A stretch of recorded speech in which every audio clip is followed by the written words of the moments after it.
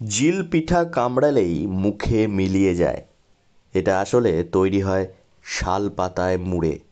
কচি শাল পাতার ভেতরে মুড়ে আগুনে গরম করে তৈরি করা হয় এই পিঠে।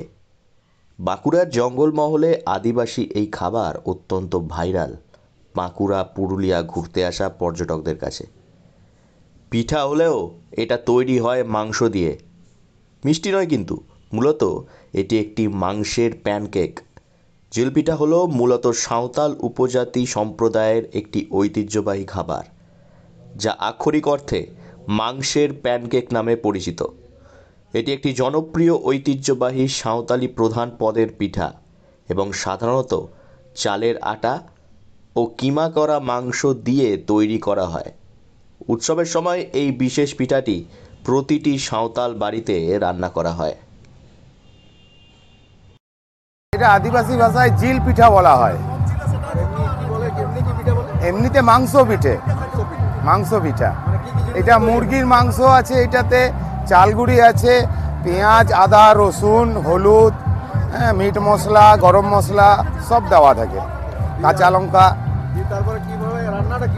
রান্নাটা এই যে পুড়িয়ে, তাওয়ার উপর পুড়িয়ে করা হয় শালপাতা দিয়ে। কিমার সাথে সমস্ত বাটা মশলা অর্থাৎ পেঁয়াজ, রসুন, আদা, জিরে, ধনে, লঙ্কা এবং নুন মিশিয়ে ভালো করে কষিয়ে বা রান্না করে পুর তৈরি করে নিতে হবে। চালের গুঁড়ো ও আটা একসঙ্গে মিশিয়ে তাতে পরিমাণ মতো নুন দিতে ফুটন্ত গরম জল ব্যবহার করে একটি নরম পরত তৈরি করে নিতে হবে। এবার ভালো করে মিক্স করে হাতের তালুতে চ্যাপ্টা করে কিংবা তার মধ্যে মাংসের পুর ভরে ভালো করে শালপাতায় ছড়িয়ে দিয়ে রাখলেই তৈরি হয়ে যাবে মাংসের পিঠে। দেখতে চ্যাপ্টা থালার মতো, অসম্ভব সুন্দর খেতে। বিক্রিও হয় জঙ্গলমহলের বিভিন্ন অনুষ্ঠানে। দাম থাকে ৮০ থেকে ৯০ টাকা।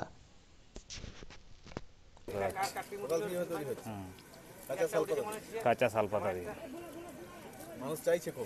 মানুষ খুব চাইছে, সাপ্লাই দিতে পারছি না। আমাদের আদিবাসী পাতলা পিঠা বলি। কি এবার জিল পিঠে খেতে ইচ্ছা করছে? তাহলে চলে আসতে হবে বাঁকুড়ার জঙ্গলমহলে। জঙ্গলমহলে যদি আসতে না পারেন তাহলে চলে আসুন খাতড়া। বিভিন্ন শীতের মেলা থেকে শুরু করে মুকুটমণিপুরের আদিবাসী উৎসব মুকুটমণিপুর মেলায় পেয়ে যাবেন এই পিঠে। প্রচুর চাহিদা। আদিবাসী এই খাবার পর্যটকেরা লুফে নেয়। আর আপনার ভাগ্য যদি সুপ্রসন্ন থাকে তাহলে পেয়ে যাবেন জঙ্গলমহল বেড়াতে এসে এই পিঠে। না খেলে বুঝবেন না এর স্বাদ। পকেটেও হালকা, আবার সাইজেও বিরাট।